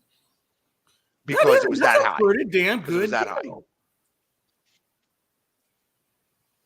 That's actually pretty damn. Yeah, it was fun, but it was also expensive. Yeah, exactly. Because when you don't have a tab, when you're just putting everything on the tab. Yeah, when you're putting everything on the tab keeps going up and up. It's not real money. Yeah, no, it's pretend money because you don't actually see it. Yeah, you're right. Correct. Yeah, no, that would be a dangerous. That'd be a dangerous way to go drink it. Oh, I can see some serious tabs being run up, especially if it's monthly. Oh, Jesus! I mean, you almost have to make sure you keep a tab at your house. So, okay, I went to the bar today. I had 4 drinks, 1, 2, 4, 4 little slash marks, whatever. Yep. I mean, you have to see some kind of running tally because if not, it's like oysters. You ever buy oysters I don't care what they do. You go there, yeah, okay, I want 12 of this, 12 of this, 12, and you're eating them. It's no big deal because it's so easy. And then you get the waiter brings you the tab. You're like, I ate $200 worth of oysters. Are you kidding me? Really? Are you serious? Can I see? Can I get a breakdown? Because it's so easy. It's so easy to run something up expensive like that. It's crazy. God. You better. I hope you were on a date for that because you ate $200 worth of oysters. That's. But you know what? It's not hard. I guarantee you, it's not hard. Well, I mean, you should. And they weren't doing their job. Yeah, exactly. It better be hard. After all those oysters, they better be hard, or else you're really. I took the wife for her birthday. I took her to Good Charlie's. It's an oyster bar, right? We ordered, I think, so we had 24. We had 32 oysters between the two of us. We ate 32 oysters, and for 32 oysters, it cost me $74. Well, actually, I take that back. And there was a ceviche. She had an appetizer ceviche. I think $74. That's not bad. But it was not good either because it's like damn, 32 oysters. 32 oysters is $74 isn't bad at all. Okay, so maybe I'm telling you. Oyster aficionado, I guess. To know if it just felt bad. I was like, oh God, we paid $74. You go to McCormick and Schmick's and you get like a half dozen oysters, and where they would do 2, 2, and 2, you're eating 5 of those. That bills every bit of $150 to $200. Oh wow. Okay, well then I don't. Well, yeah, hell, I don't feel so bad there. I mean, there's a little Gulfstream oysters out of Galveston. Well, that's exactly it. Well, it is true because I mean, oysters out of Galveston, they're not gonna. And I have, I've eaten at St. Augustine's, right, or down there in St. Augustine, in Florida. Oh, you were having Rocky Mountain oysters. I got you. Oh, stop it! No, you hush your mouth. You hush your mouth. You hush your mouth. Bo, you take that back right now. Go, take it back. Take it back, Bo. Feather Freebird. Where are you at, Feather Freebird? You better have a bar of soap and wash Bo's mouth out. He's thinking bad spots over it. No, seriously, though, and those East Coast oysters, though, they really are. They're nice. They're nice oysters, So. Well, and then you get them in Canada, they're even better. Those Canadian oysters. I mean, they're really good. Hey, you get the New Jersey salts. Oysters are good. Oysters, they're a little grainy, but I like them. You know what I mean? It's like I love oysters, so we could talk about oysters all day long. But if you were to get them from, there you go. She's like, hey, we're gonna leave the Rocky Mountains. We're gonna leave the Rocky Mountains right where they're at. See, I said Feather Freebird, and she came, and she got a bar of soap, and Bubba about to get the whole bar. Good luck with that. That was good soap, Mama. Is that what you look like with the oyster, with those Rocky Mountain oysters? That's you. Yeah, they usually sit right in here, I guess. Put it between my cheek and gum. Can't even tell with this beard. Feather Freebird, I'm gonna have to throw in Pags too. You gotta get Pags a bar of soap. Both of these boys need soap. She loves me. She loves me too much. Yeah, she ain't giving me no soap. You get a big bar of Dial. The yellow kind. Yeah, I don't know. I think he's more Irish Spring. It's best. It's best. Got to be fully clean. Fully clean with an Irish Spring. Oh man, clean as a whistle. That's right. If I could whistle, that would be perfect. But that's right. And we only have a few minutes left in the show. See all the things, all the different content you get on Coast to Coast. It really does run the gamut here. Yeah, there is no doubt. There's no doubt. Cuisines of the world. Oh, man. From Galveston to the Rocky Mountains. All the oysters how you this can conversation went, I'm going to go with thanks for tuning in, the one person that's still here. It always makes it fun. We always get the right content here on the show. You never know where it's going, that's for sure. That is exactly correct. What's interesting? Anyways. Hold on, before what's interesting? So when in the Super Bowl or in the NFL playoffs, it was me and Pags. There's no Bo. Bo was just a third fiddle until we got blown out. And it's going to be interesting that it's going to be baseball season, and again, it's going to be me and Pags, and Bo's blown out. Bo, do you feel bad about this? Does this ever just bring you down to know that your team is just that bad that you can never rally to get up for anything? Yeah. Maybe the Kraken are your only hope. I kind of remember us winning a ring since you have, but that's fine.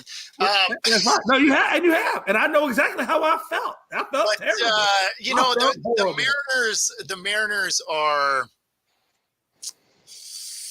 That one's tough, man. That one's tough because I've been a Mariners fan my whole life, and that one's rough because you are essentially the AAA team of the league, right? Like we cultivate talent and then we send it other places and we watch them win rings, and it is super frustrating.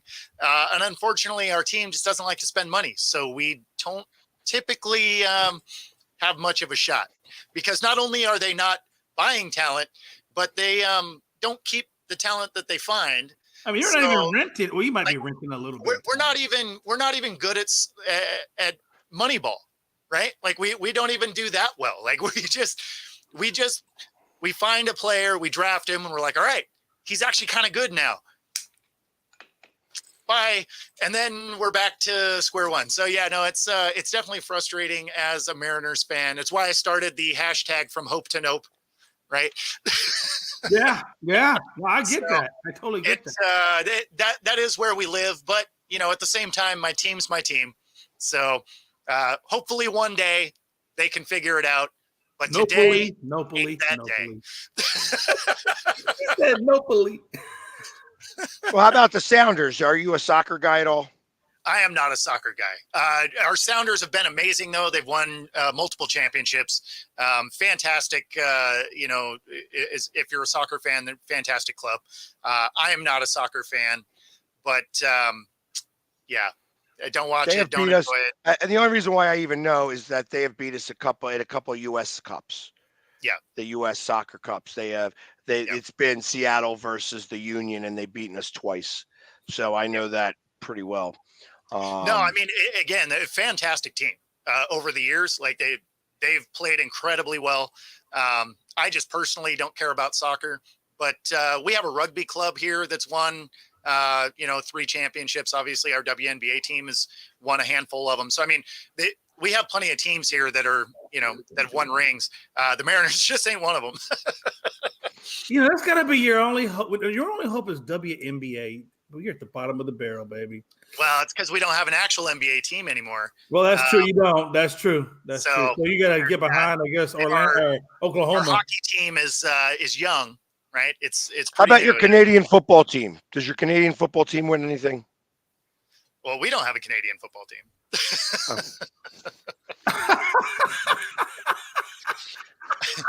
Although, if for our Canadian watchers, if you ever want to make them mad, just remind them that a U.S. team has won the Grey Cup more recently than a Canadian team has won the Stanley Cup. Oh, which team is that? Where is the American Canadian team? It doesn't even exist anymore, but it was I believe it was a Boston team. Got you. Interesting. Yep. Yeah, I know that there's no. I guess you could say Edmonton may have a chance this year, but yeah, no.